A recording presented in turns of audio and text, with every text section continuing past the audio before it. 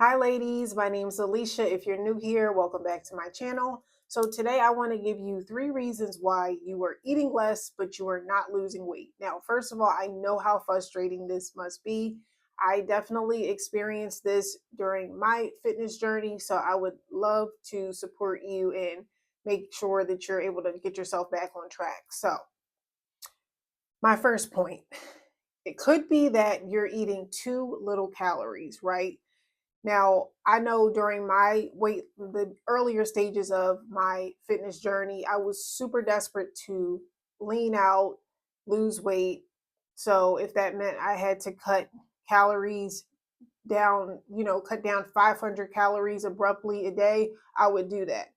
And if that meant I had to do water fast, anything, I was so desperate. And what happens when you don't feed your body enough nutrients, you can really slow down your metabolism, right? Because your body's not going to know when it's going to get its next meal because this is starting to become a habit where you're just under eating constantly.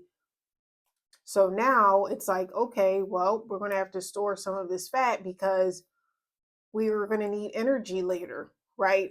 So if you're down to, like, let's just say 1,000 calories a day and you're not losing weight, it could be that you've destroyed your metabolism even. And unfortunately, for some people, this can be very severe where it takes them a long time to repair it. So if you are under eating, I would urge you to really get away from that because you don't want to make it worse, and then you find yourself having to spend months and months and months recovering and repairing it. So if you're eating little calories, not losing weight, what I would do is do what's called a reverse diet, where you start adding calories and then you're going to check to see how the scale fluctuates and how you feel energetically as well. You can track as you start adding calories.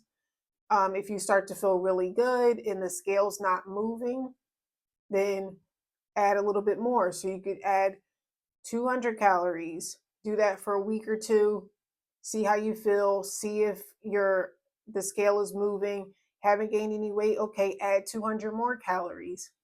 Do that process repeatedly, and you're going to be working out during this time. So you don't need to get into your head about gaining weight, but basically, in doing that, the goal is to find what is your maintenance calorie level, right? Once you're at your maintenance calories, if your goal is to lose weight or lose fat and you need to go into a calorie deficit, you can do it from the maintenance calories instead of just chopping away at calories to the point that you're slowing down your metabolism. Let me know in the comments if that was clear because I want to make sure that you ladies understand that. And I can go in more depth about reverse dieting, but it's really important to make sure that you're not creating a metabolism issue for yourself just because you're trying to lose weight. It's not going to help your body, it's just going to put things out of balance and take you off your goals. Secondly, your macros could be off. So, most fitness influencers that you watch always remind you all, make sure you're eating enough protein, right? Protein is important for so that you can build muscle, right? Most people are looking for a tone body, right? A look where you see muscle definition. And in order for muscle to be sustained, that muscle to be sustained, you need to have protein. So no matter what diet that you're following, you want to make sure that you're getting enough protein. It's ideal to get an equivalent amount of grams of protein that is equal to whatever your desired weight is. So maybe you're 200 pounds and you want to get down to 150. So you're going to eat 150 grams of protein per day. Okay. The best way to make sure you're eating enough protein is to eat your protein first, right? When you're eating your meals. And that allows you to make sure that you're not getting to the end of the day and you're like, oh, I still have like 50 grams of protein to eat, right? So protein is definitely going to be very important. Also, it's important to get your essential fats, right? So whatever that is for you, you need to make sure you're having your fats, whether that's through avocados, eggs, nuts, whatever your preference is. And that's just for overall health, right? If you don't have fats in your diet, that's going to create a whole host of issues where you literally could find yourself having a health issue, right? And then thirdly, carbohydrates. Now, I know some people are pro low carb diet. I actually do tend to prefer a lower carb diet for my body, but carbs are not necessarily bad. You just don't want to prioritize them over your fats and your protein because those are going to be more essential towards your goals. Okay.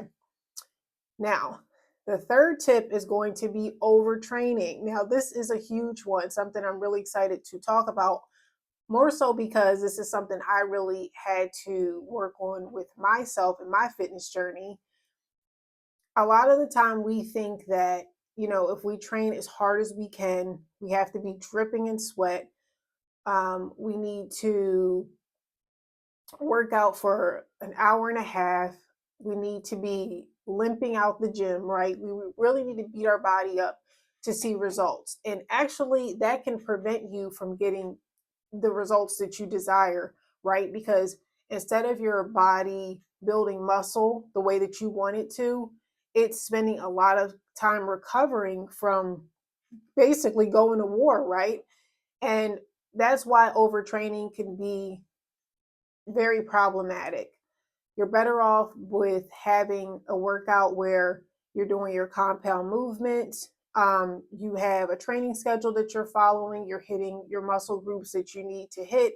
And when you leave the gym, you should actually feel more energized than when you got there. That's how you know that you had a good workout.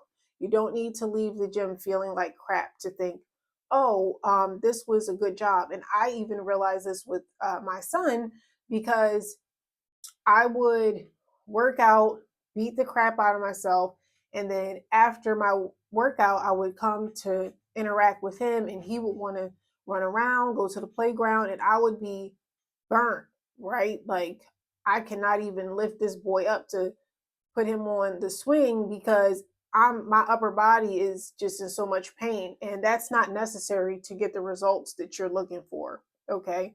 So you're going to feel better mentally, physically, and you're going to see more results by having a healthy training schedule where you may feel some muscle soreness, but it should not be excruciating. Oh, you probably heard my printer making noise. I don't know where that came from. But anyway, like I said, I had those 3 tips there for you to reflect on, ladies. So again, just to recap, we have make sure that you're not under eating with your calories. Make sure that you're prioritizing protein, then fats, then carbohydrates, and then avoid overtraining, right? I am at this point, I'm doing full body workouts. So I hit all major muscle groups each workout 3 times a week. 2 times a week is actually appropriate as well. I just am doing 3 times a week right now. 2 to 3 times a week is ideal. And in doing that, I am not overtraining. I'm not leaving the gym feeling really beat up. Just, a little bit sore in those areas, especially as I'm increasing the weight every single week with the exercises that I'm doing. But I'm not feeling nearly as crappy as I was before. And I'm seeing a lot more strength gains. Even my attitude and my mental clarity is better. I'm not as irritable and moody because I'm not in so much pain just from going to the gym. So I hope that this video was helpful. Go ahead and leave your comments below, and I'll see you ladies in the next video.